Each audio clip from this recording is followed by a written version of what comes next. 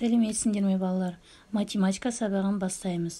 Бүгінгі сабағымыздың тақырыбы баға, сан, құн. Бүгінгі сабақта сендер монеталарды ажыратуды және олармен әртүрлі амалдар орындауды үйренесіңдер.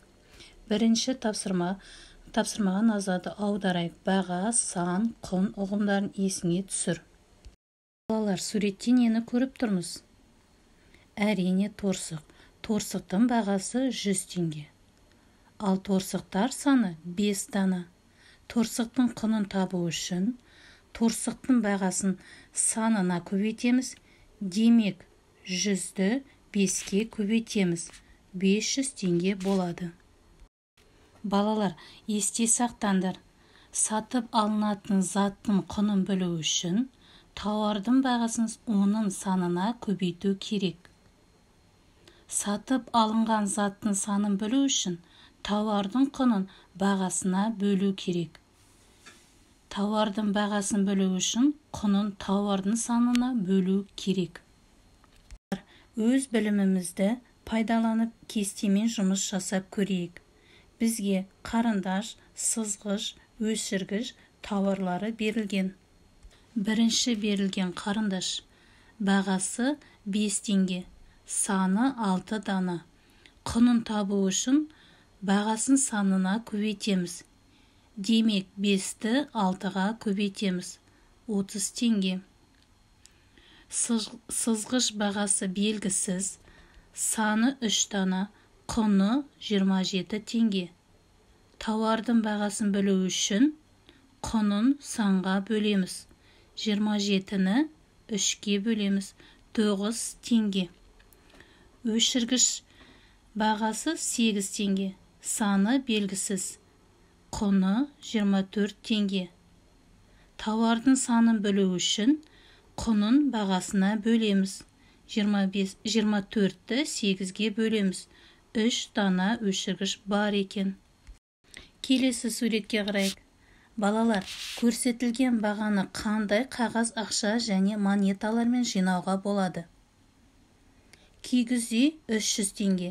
Қағаз ақшамен және монетамен жинайтын болса, 200 теңге қағаз ақша және 100 теңге мен жинауға болады. Немесе 300-дік монетамен жинауға болады. Домбыра 400 теңге. 200 теңгелік 2 қағаз ақшамен жинауға болады.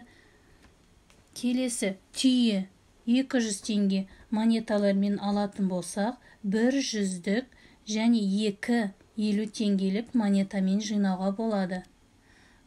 Балалар, әрі қарай осы тапсырманы өздерін орындап көріңдер. Екінші тапсырмаға назар аударайық. Кесте бойынша есептер құрастырып, оларды шығарайық. Болғаны 500, 200 және 50 теңгелік 2 монета, барлығы 800 теңге. Ол 600 теңгеге кигіз үй сатып алды. Қанша теңгесі қалды?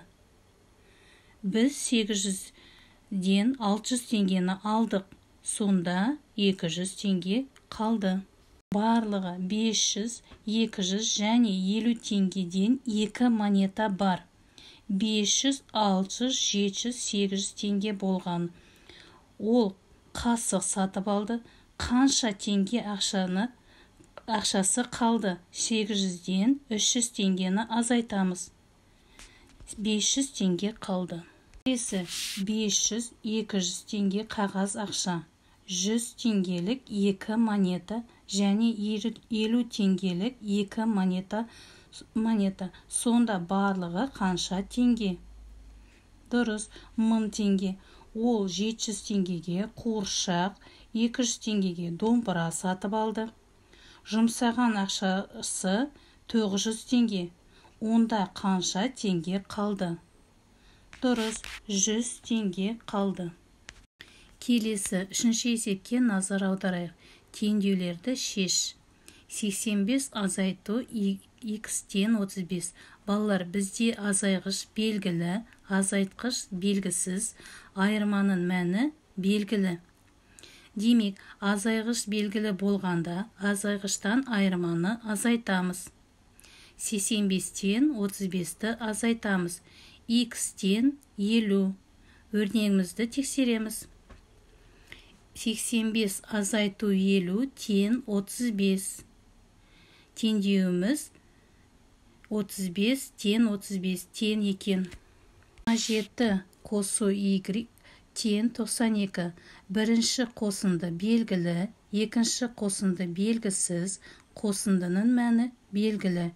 Екінші қосылғыш белгісіз болғанда, біз қосындының мәнінен бірінші қосындыны азайтамыз. Демек, 92-ден 27-ні азайтамыз. Y тен 92 азайту 27. Y тен болады 65. Теңдеуіміз тексереміз. 27 қосу 65 тен 92. 92 тен 92 теңдеуіміз дұрыс екен. Балалар, әрі қарай теңдеуді өздерін шығарып көріңдер. Жақсы, келесі 4-ші, 5-ші мысалдарды өздерін орындаңдар. Бүгінгі сабақ түсінікті болды деген ойдамын. Сабағымыз аяқталды. Сау болыңдар.